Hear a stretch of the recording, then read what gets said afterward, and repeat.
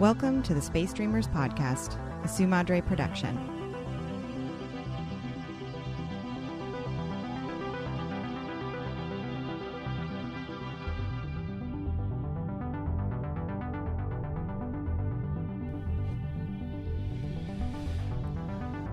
All right. Check. Don't do that. I was just impersonating John Lithgow. Okay. Does it sound good, though? Am I fine? Are my levels good? Yeah, your levels are great. Okay. All right, so welcome to the Space Dreamers podcast. We have a very special episode. Today, we're talking about an adaptation, an Arthur C. Clarke adaptation, big Hollywood movie adaptation. There's literally only two.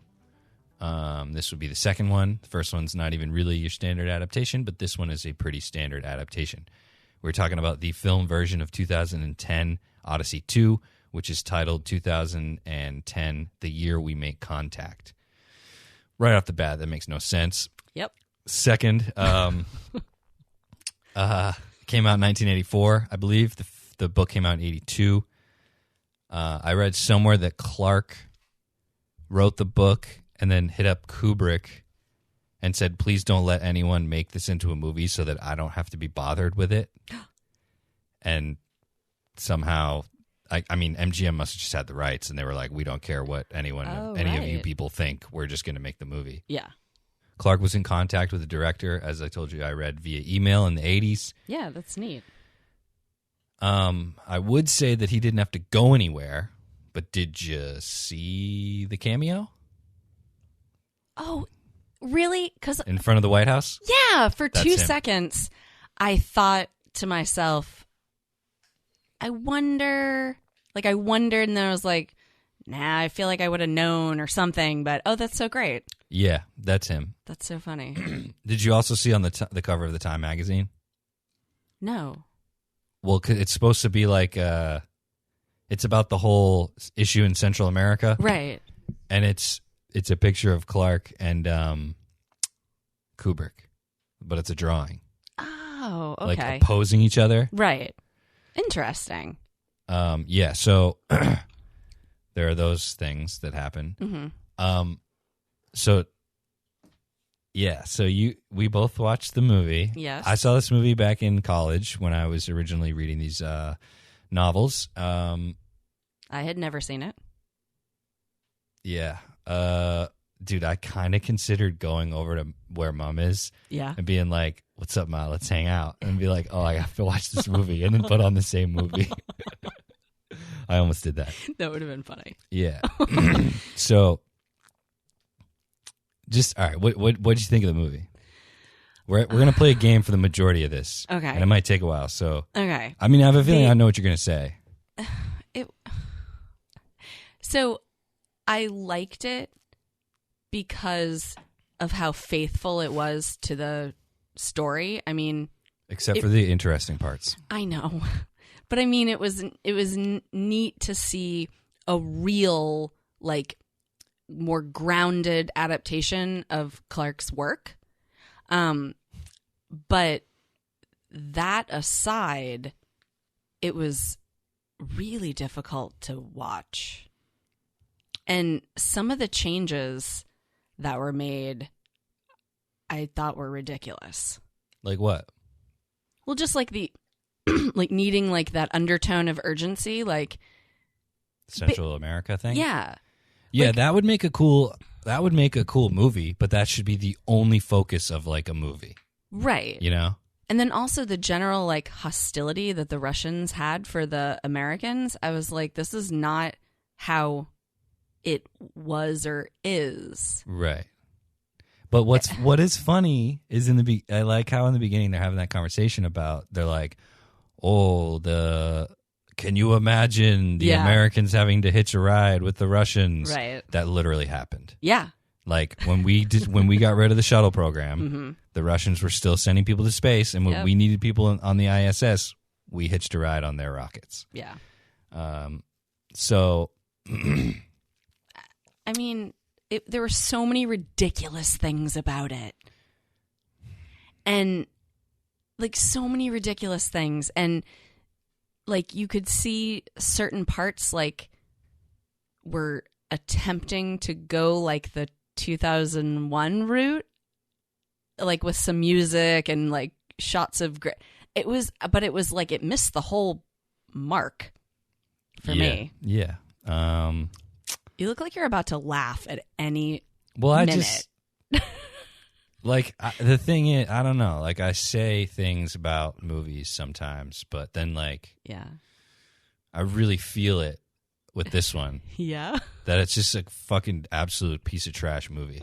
Like it's absolutely garbage. I know. It's a garbage movie. I know. Everything about it is ill-advised. I know. Is the wrong decision. But what's so frustrating about the movie is that there was one thing that they shouldn't have done. Yeah. And they didn't do that. What? Try to be like 2001. Like they knew that they couldn't do that. Right. So they didn't do that. So on the one hand, you're like, I don't want to go in and watch someone try to make a fake Kubrick movie. Yeah. Because there's only one Kubrick. Right. So I'm glad that I didn't have to sit through that, but then I had to sit through what I had to sit through instead. Yeah. And it's like, and man, from the beginning, it's just fucking cheese fest. Yeah, I know. Dude, so I recently watched all three Matrix movies for the first time, like within the last 2 years or something. And I remember like the number one word that was coming to my mind while watching the sequels was cheesy. Yeah. These are cheesy movies. 2010, the word that came to my mind the whole time I'm watching it is just cringe. Yeah. Like I'm just cringing watching this movie the whole time as both a Clark fan and just like a person who watches movies. Yeah. Like it's just a cringy. Yeah, there were so many situations that I was just like, no.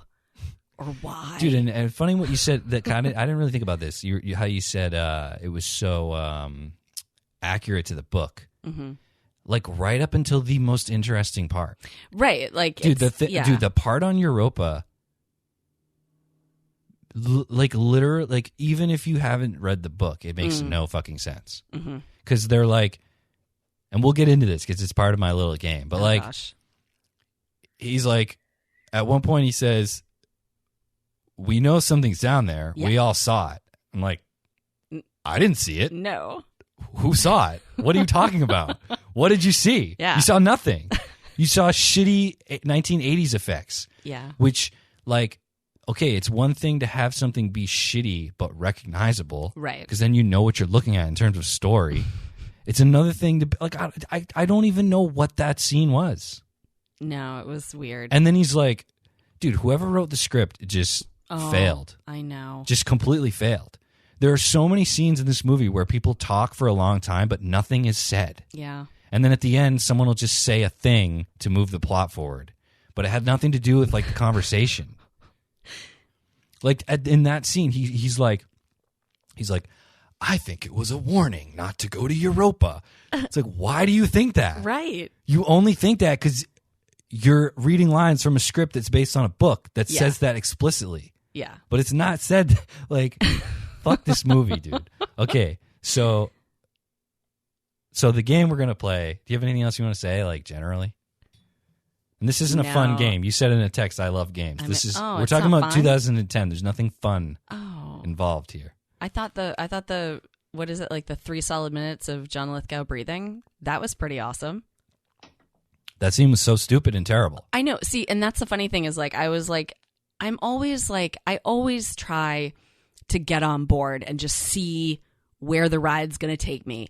And I was very skeptical throughout the entire viewing.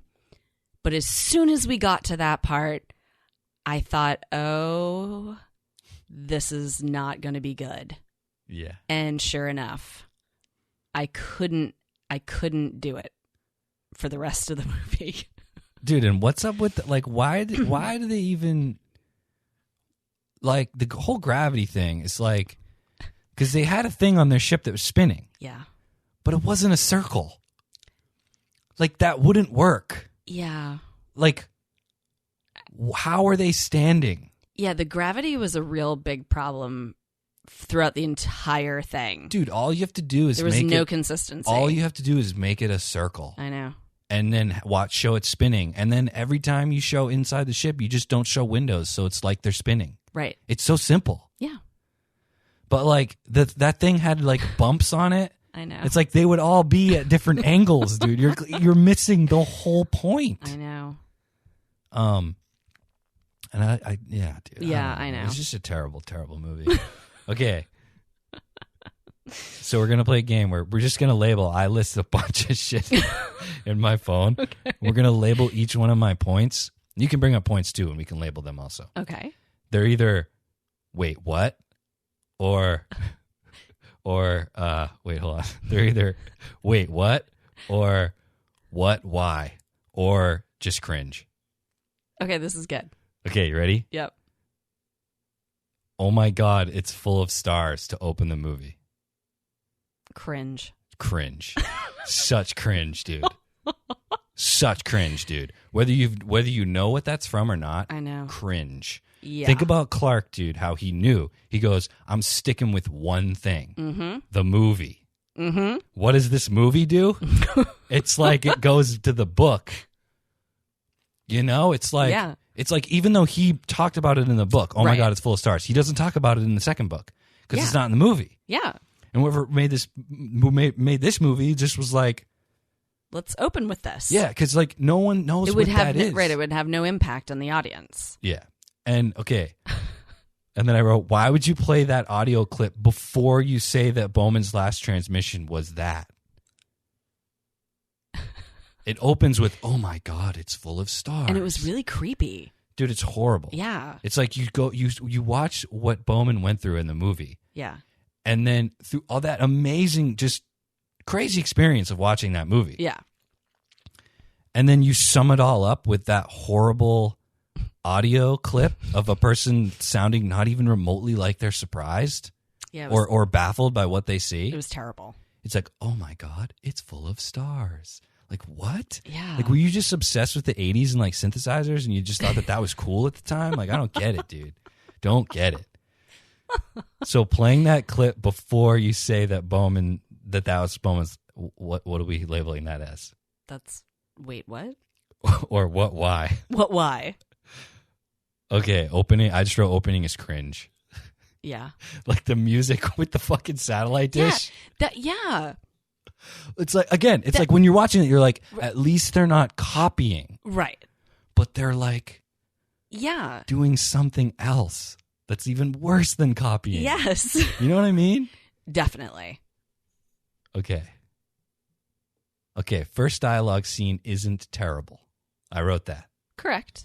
It's pretty good. Like, because you look at, because you're like, okay, they're on Earth, which is nothing like the first one. Yep.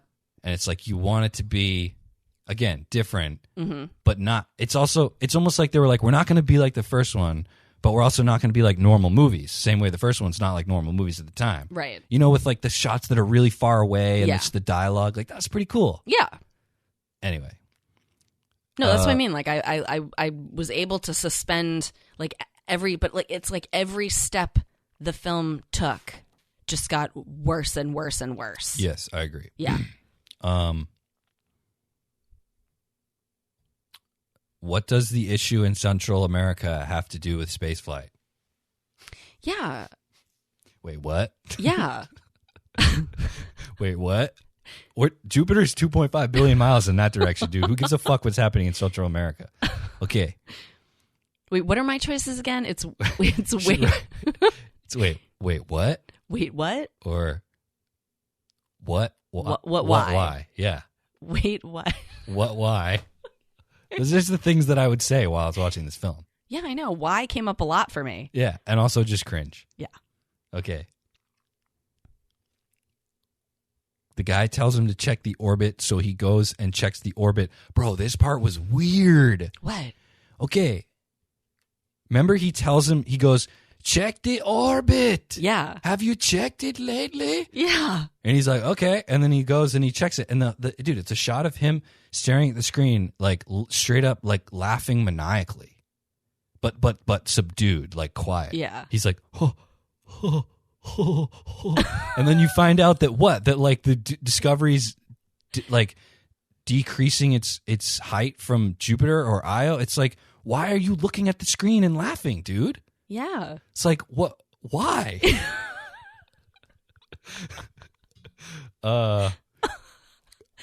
Yeah, I say he laughs maniacally when he sees whatever he sees, which turns out to be a bad thing. Like, he's like laughing. Like, okay. Yeah. The Clark cameo is cool. Or I guess it's more like a what, why? Okay. Yeah, kind of. And then, dude, again, that shot, dude, the shot, like the wide shot of like the White House and like they're there. It's like a good shot, dude. But the conversation they're having they talk about nothing. Nothing. Yep. Like nothing at all, dude. Like I wrote, tell him, he's like, how am I going to convince the president? He goes, tell him if we don't go, we're screwed. What? Are you a scientist? And then I wrote, how are you screwed? The president doesn't care. The whole point of this movie is that everyone cares about Central America. The president doesn't give a shit about Discovery. Yeah, not at all. Who's screwed? The Americans? Yeah. Like, I don't get it. Okay, don't care about your marriage. I wrote that. The marriage is cringe. Total cringe. Dude, remember? I wrote, his puffy 80s sweater is cringe. He's sitting at the dinner table, just look like, and dude, you know what else is cringe? What? That's a great actor, and I was wrong about his name. It's what is it? It's Schneider. Paul Schneider. Paul Schneider? Something Schneider. Okay. Should we look it up? Yeah, definitely look it up. He's the, and you know, it's funny because I think I said Paul Schrader last time. Oh yeah, I actually think I've Roy. Oh wow, Roy Scheider. Roy Scheider. Wow, we were so wrong. I was just going along with Paul. Wow. Okay. I thought he was terribly miscast. Yeah. Like, just badly. He's a great actor, and I'm just like, what the fuck I know. is going on here? Yeah. His tan was also cringe. It was awful. He was very tan. Yes. Yo, this line. Oh, what? Listen to this line. You've been punishing yourself for years about something you thought you did wrong or didn't do right.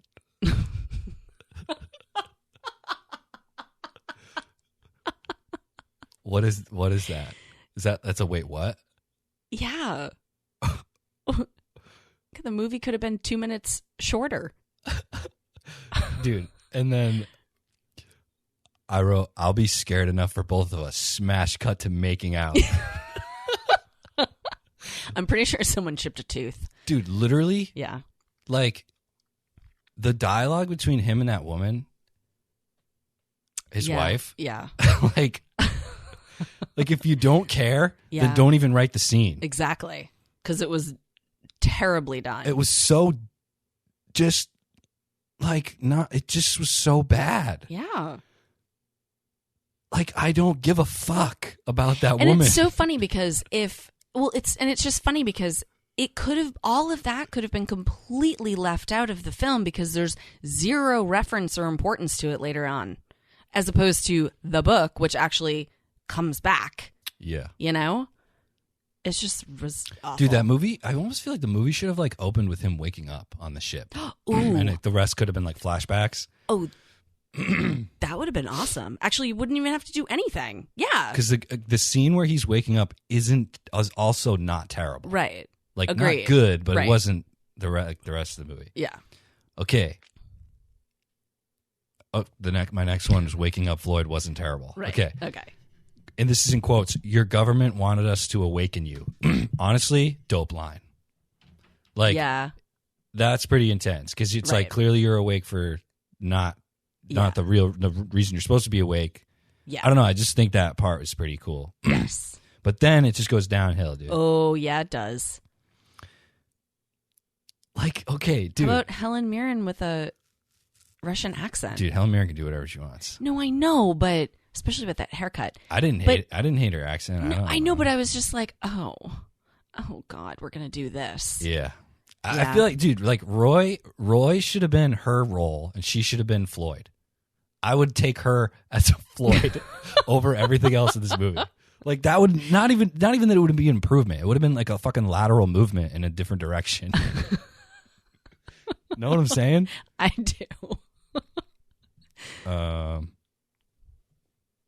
Okay. Then dude, just like everything they do and talk about while they're out near Jupiter, it's like they're a bunch of McDonald's employees that all of a sudden found themselves next to Jupiter. Like they don't fucking know why they're there. There's one part where he literally mentions the monolith, and then he goes, "No, don't give me that look. Like, oh, imagine that I would mention the monolith since we're on a fucking mission to go to the monolith, dude." It's like, who fucking wrote this movie, dude? Okay. He goes, "If this data is correct, it means there's something down there." Like, bro, you just flew 2.5 billion miles, and you're acting like you're expecting to find nothing. Yeah. You know what I mean? Yes. Remember the scene where he's sitting there and there's like that tension? Yes. It's like, it's almost like the acting is good, but they're not saying anything. Yeah. You know? Right. Well, I think part of the biggest problem is like, wasn't it like written, directed? Everything by one dude. Yeah. Who's never had a hit. Yeah. So it's like, obviously there was no like checks and balance, right. To anyone to step in and say, maybe we should do this differently. Yeah. I don't know, dude. But that whole scene is very frustrating because you're like, okay, shit is starting to happen. Right. And all like the most interesting thing that you find out is overshadowed by the argument about like, he's like, how fast is it moving? They're talking about finding like an alien life form, but the focus of the scene is like on them arguing. Yeah. And it's like, what? Yeah. The movie also, I wrote this and I believe it since I'm the one who wrote it. This movie has zero sense of awe, no sense of discovery. You are totally right. And it's like, yeah, okay, Clark has the technical nitty gritty shit, but he also has the awe and splendor and wonder at the universe. Right. This movie has none of that, dude. Right. Like no one gives a flying F. Yeah. That they find amazing shit. Yeah. That's interesting because that is everything in 2001, which is interesting, like why it works so nicely with like the book. And how this film, although semi-faithful to the book, is just a trash can. Yeah. Like it is a trash can.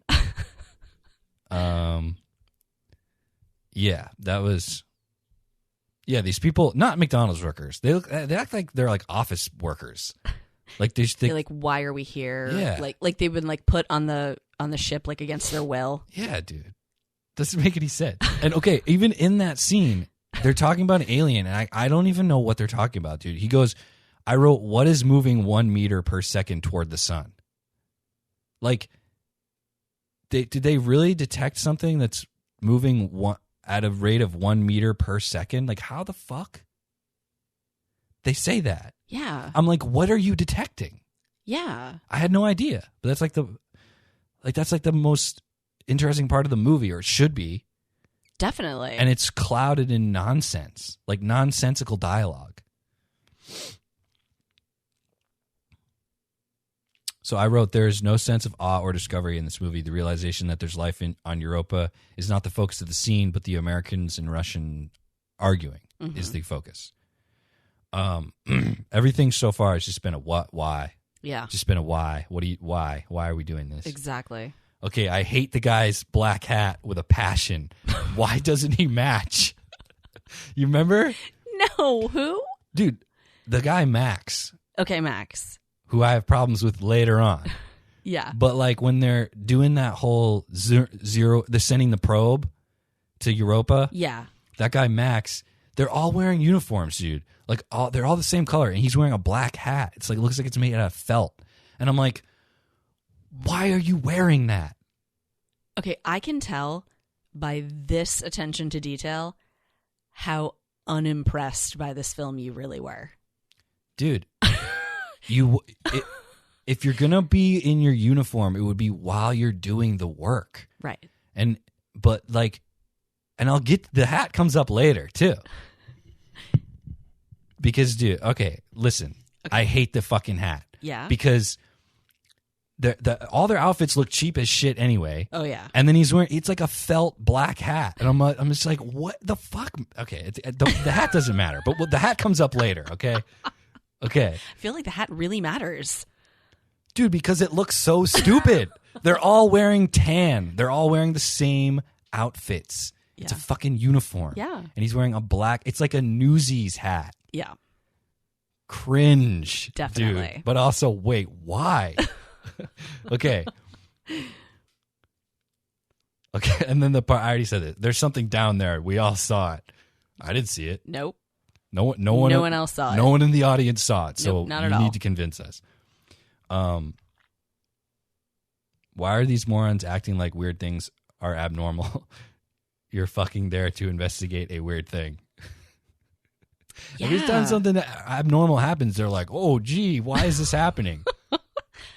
Dude, you're there because of weird, crazy shit. Yeah, and you have no idea what the monolith is. It could do the weirdest of weird shit, and you shouldn't be surprised. Yeah, dude. Exactly.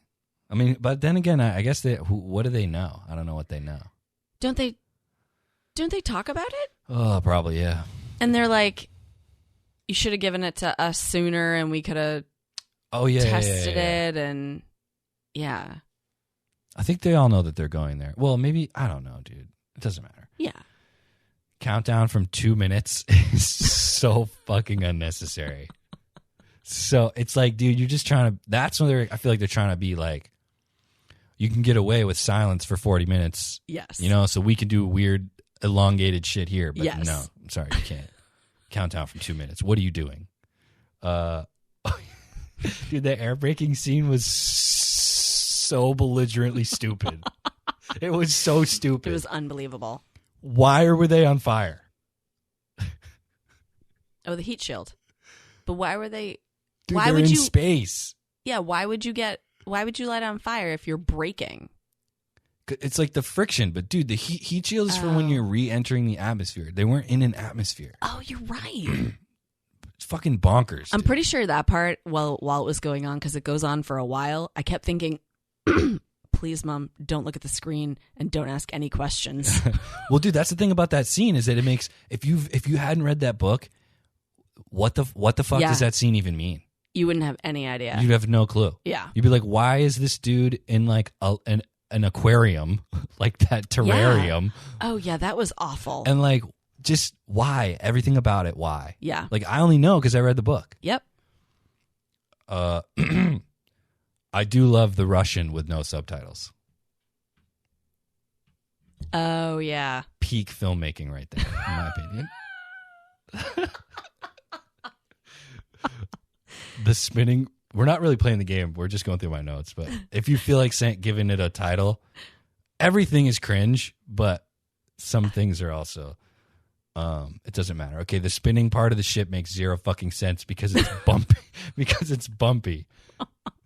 The cylinder works because every surface is an equal length from the center. It's like, it's just, I mean, whatever. Okay, then the two ding-dongs wake up. Yeah. Bro. Fucking John Lithgow, dude. Oh, what are you doing, dude? If it has to taste like this, I don't care if my electrolytes are balanced or not. That's a wait, what? Yeah. That's a what? Who wrote this? Like, that's not clever. No. And it doesn't add to anything. Does nothing. Not a thing. Nothing. Okay. Not even like build character. Like nothing. Literally. It's like, oh, food in space sucks. Oh, what? No. Oh, that's original. Jesus Christ. This is another quote. There are 9 years of secrets inside. Wait, what? What? Just 9? Nothing has been happening in the ship for 9 years. What the fuck are you talking about? He says that. That's a quote. There are 9 years of secrets inside. Yeah, Hal's been What? off. Yeah, dude. Hal knows nothing. Exactly, dude. Nothing. Like, no. This is my favorite line in the whole movie. Okay. What? Oh God, what? Thin your mixture. Mix in a little CO2. And he says it to John Lithgow, who's freaking the fuck out.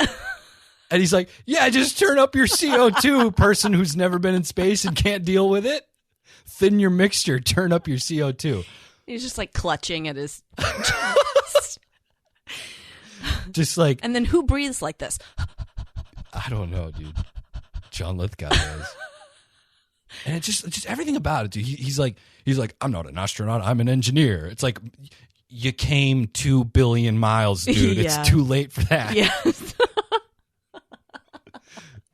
Okay. Thin your mixture. That's like, bro. The best band names come from sci-fi movies. Oh. Thin your mixture. Nice. Opening up for research primates. Yes, absolutely. Okay. Second favorite line in the whole movie.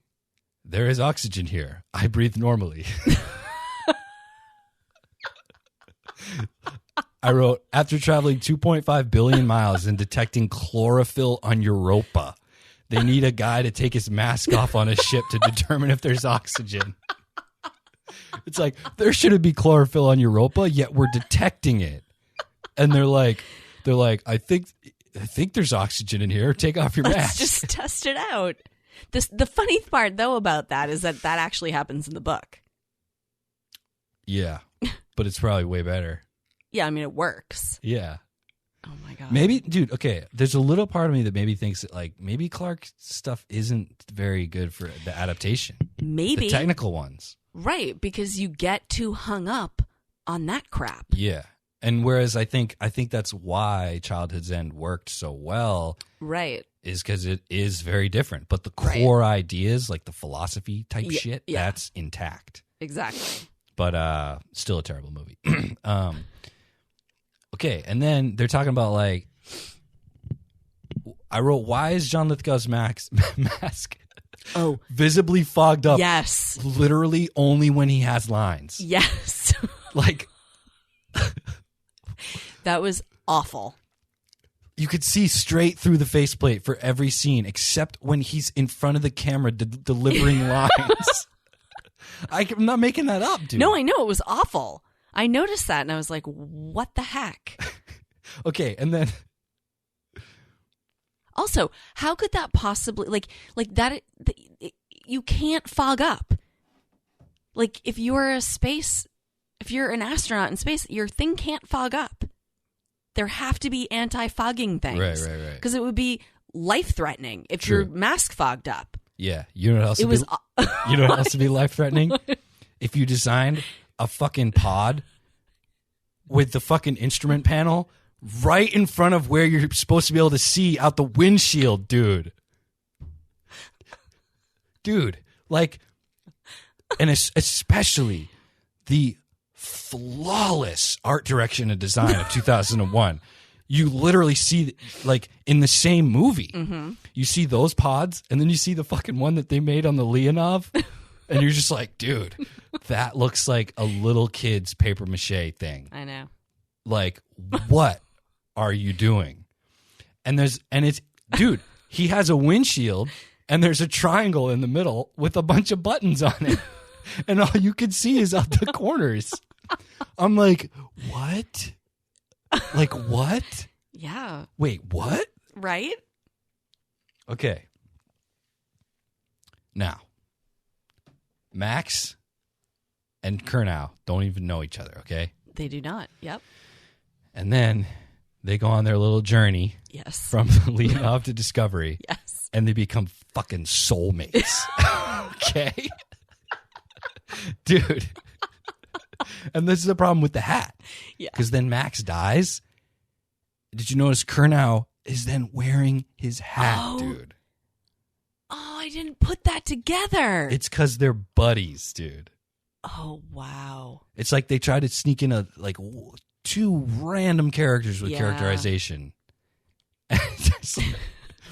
But it kind of works, though, when they're like walking away because he's like teaching him Russian. He goes, how do you say thank you in Russian? Yeah. Like, okay, that works. Mhm. But then they're best friends, dude. Yeah.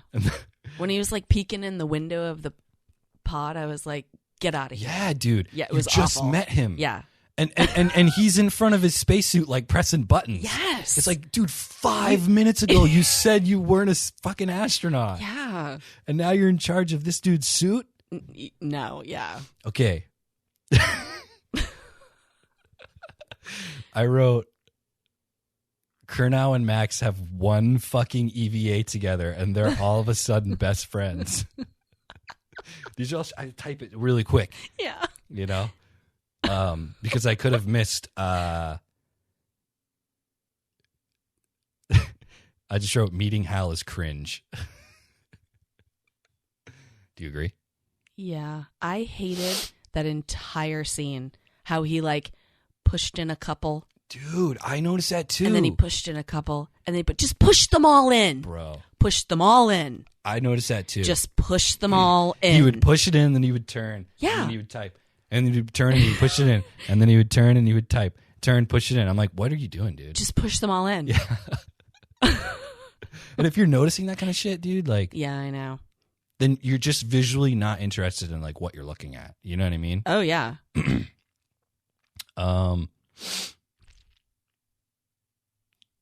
Yeah, I just like, dude, because then when Max is dying, Kurnow's like, Max, get out of there. It's like his Russian counterparts are just like 34705 It's just like, what is going on, dude? Oh, okay. And then there's a part where someone says, don't go. And then Floyd says, I'm already there. And I wrote, what? Okay. This movie makes it seem like the people are causing the changes in the monolith's plan. And like they do the thing in Europa and then Right. and then a light shoots away. And then the Bowman leaves the monolith only when Max touches it. So like the movie makes it seem like these humans are doing all this shit. Oh, you're right. You know what I'm saying? Yeah. Not that it matters. It's just like Yeah, that is, but it changes the whole. So like it makes the monolith seem less like intense, like less important. Yeah, absolutely. Yeah. Well, I mean, the entire movie makes the monolith seem unimportant. Yeah. In all capitals, row. And then Kurnow is wearing Max's hat. What the actual fuck is this? Clark and Kubrick on the Time magazine. Okay. Dude, it's so sad how much I crack myself up. Okay. The hair brushing, I wrote, is an obvious cringe. The hair brushing? His fucking mom, dude, getting her hair brushed. Oh. That's just an obvious cringe. It was that part. The whole part was just awful. Yeah, like tonally, this movie's very confused. Absolutely. When you cut back to Earth and it's like Bowman's wife, Yeah. I'm just like, what the fuck? That was the part when the lady sat straight up in bed. Yeah. That was the part that Mom just turned and looked at me on the couch and then looked back at the TV and then looked back at me. And I was like, I don't know. Dude, this is so bad that people, non-sci-fi fans, are looking in on what us sci-fi fans do, and this is the bullshit they see. Oh, yeah. It's bad for us. It's terrible. But that's not a cringe. That's obvious cringe. Oh, yeah. Like, that's just... Yeah, I mean, if Mom realized that, it was cringe, then it's obvious how cringe. all of that was handled was total cringe. Yeah, because then I wrote, okay, bro, the only thing left to do is pray, a character says. Have you ever read Clark? Yeah. What is happening here? I know. They're faced with like this scientific astronomical event, problem solving. All there's left to do is pray. Yeah, okay. Who gave you the mic?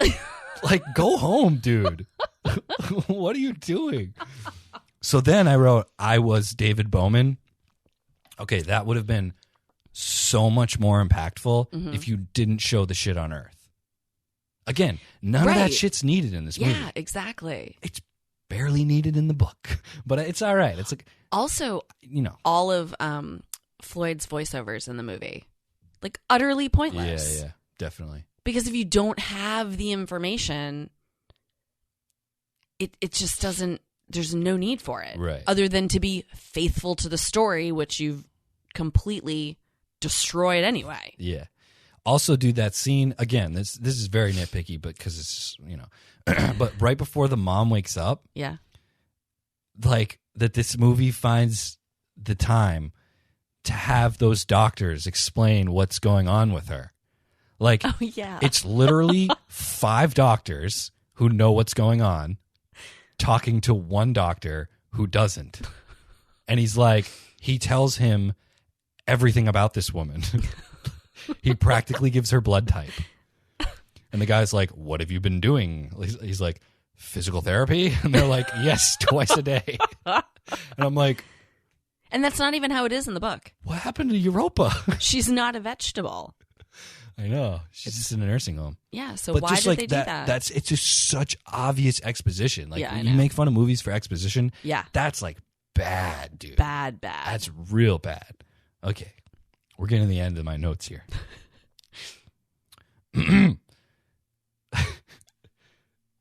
Actually, okay, so I guess there's more than one level of cringe. There's cringe, there's obvious cringe, and then there's ultimate cringe. Ultimate cringe. Seeing Bowman is ultimate cringe. It's ultimate I cringe. know. It's just cringe. It could It's have cringe been. city, It dude. could have been so cool Yeah, I agree. in another movie, in another dimension. Just, yeah, dude. Yeah. I don't know. Like, you got him who could have looked like anything because he's a fucking star child now, but you didn't get Haywood Floyd. Like, what's the point? Right. Okay. And just that scene is so fucking stupid, dude. When in the thought of it is kind of cool, you know, Right. how he would appear like in different ways. Right. But then like the very last shot, he's a baby. And you're like, oh, what? Like, what?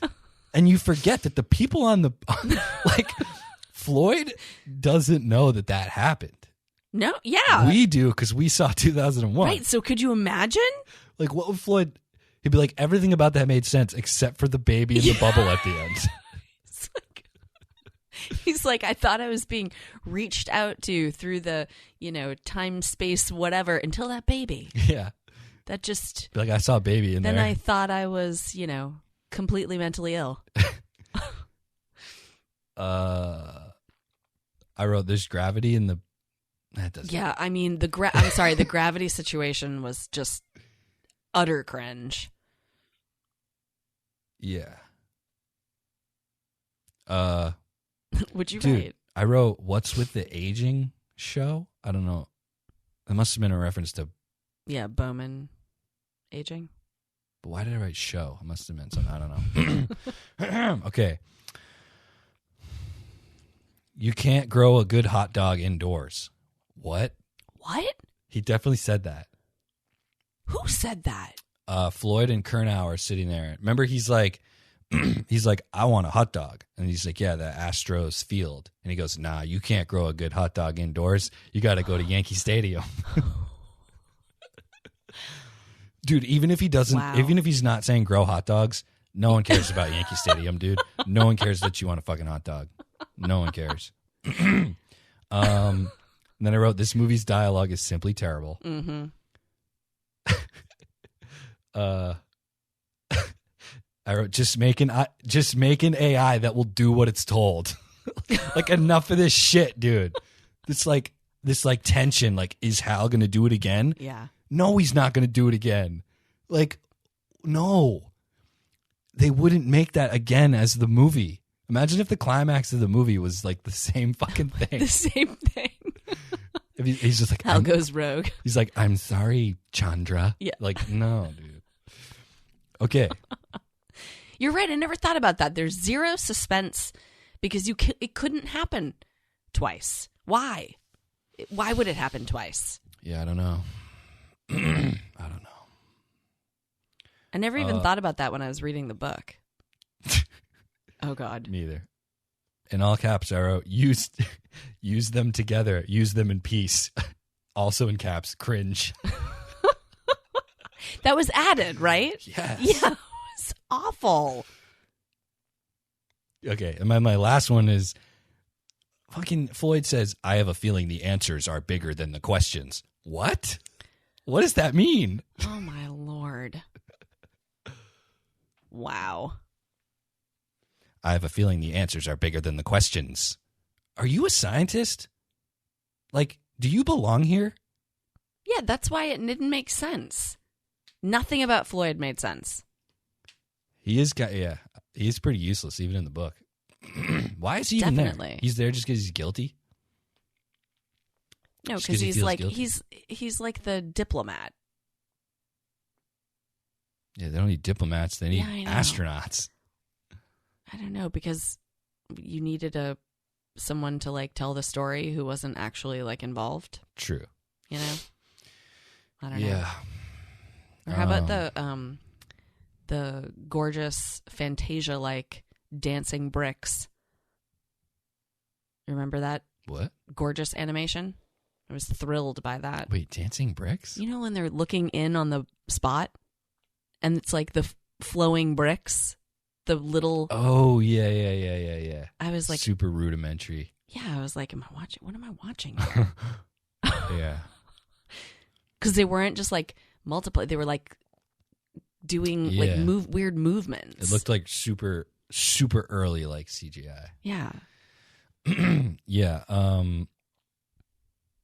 So that guy, remember we watched like a minute of that video of that guy defending this movie? Oh, right. Yeah. And like, I mean, it doesn't matter, but Yeah. specifically, he calls it a forgotten classic. No. Forgotten, yeah. Classic, no. No. In no way is this a classic. Right. It's based off of a classic, but it's not a classic. No. It came from a classic, but it's not a classic. The movie belongs in that, what was it, the science fiction theater thing? What was that called? Oh, yeah. Mystery theater or yes. something? Yeah. Yeah. Like with people sitting in front of it making fun of it. Then it would Right. be really good. Yeah. Yeah. Yeah. Anyway. Yeah, I wonder, like, I mean, that's on HBO. Yeah. Anyone can watch it. I don't think 2001 is on HBO. So imagine if you're like Oh my God. younger and don't know about 2001 and you're like, hey, 2061, it's a space movie. And that's the scary. Or 2010, sorry. Yeah, and that's the scary part is like with a cast like that and with the like the look of it, like from like the covers and the posters. I mean, you would be like all on board. Like, let me watch this. And Yeah. just Even now, utterly disappointed. like, good title. I mean, yeah. but not anymore. No. You know, like if you're watching it today, you're like, 2010, make contact with what? Yeah.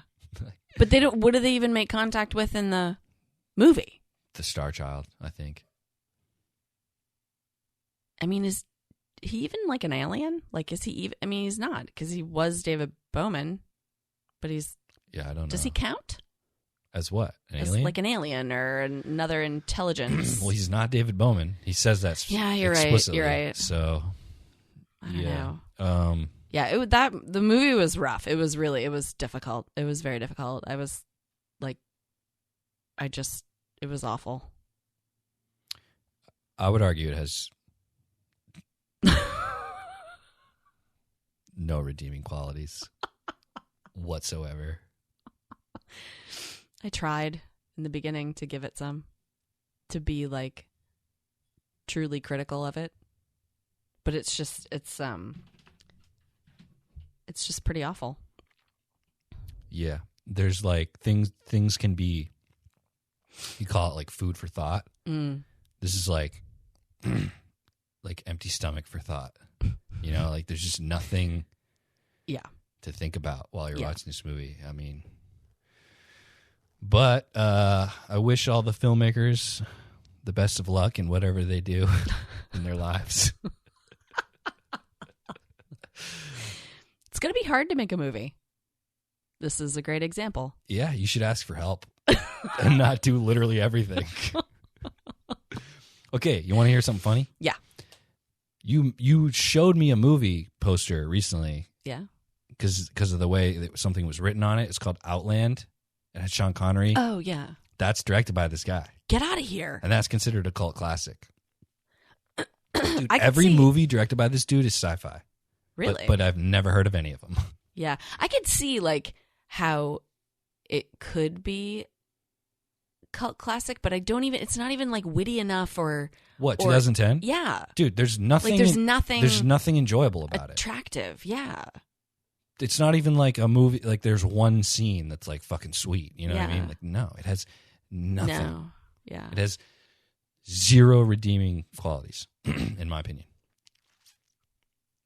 I mean, the realization of the dolphins in the living room, that was kind of neat. Yeah. That shot, though, where it's like down with the dolphins in the dark, and it kind of make it seem like it's one shot that comes up. Yeah. I'm like, oh. Oh. Hey. But that's it. That's all I got out of me. Yeah. So anyway, I try not to be too negative on this on this podcast. Yeah, don't watch it. No. Yeah. I mean, just read the book. Definitely. Like I don't think I've ever experienced, like, been in a situation where like the movie was that bad compared to the book. Yeah. I mean, it's one of the worst movie from book situations I can think of. Yeah, me too. So that ends the adaptation situation with Clark, unfortunately. Or fortunately, because, I mean, if anyone else got their hands on it, that was, you know what I mean? Like, I don't know. It can only go up. I guess truly you're right. believe that it can only go up. Like, even if that movie wasn't made in the 80s, like, if you took that exact script, right? Yeah. But threw $100 million at the budget modern day, Yeah. you got yourself eye candy. Yeah. You know? But Yep. not in its present state. Yeah. There's just nothing. No. Like, even like when they showed the little contraption that went from one to the other, Oh, that was awful. I was just like, still hate this movie. Yeah. Just, I saw that and I was like, why add that? yeah. Like, why add it? It didn't add anything. It made things look more ridiculous. Just add a little coupling air shaft thing and we're good. Or just jump from one to the other, dude. Yeah. Like, space is so alien to everyone that, like, Yeah. if you don't bring up a problem, the Yes. audience isn't going to think about it. Definitely. Unless they're a fucking astronaut. Yeah. So, like, just don't mention it. Yeah. You know? Anyway. Okay. We should wrap this up. All right. So thank you for joining us for this positive exploration of a forgotten classic. 2010, the year we made contact. Join us next time. We only have 4 more episodes. 4? 5? Wait. No, 5. The one I'm reading. Yeah. yeah. 5. Yes. 5 more episodes. So stay tuned for those. And don't watch 2010, the year we made contact. All right. Peace.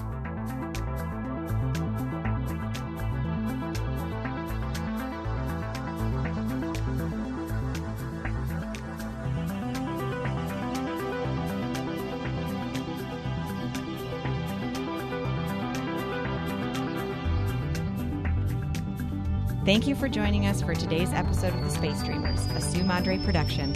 See you next time.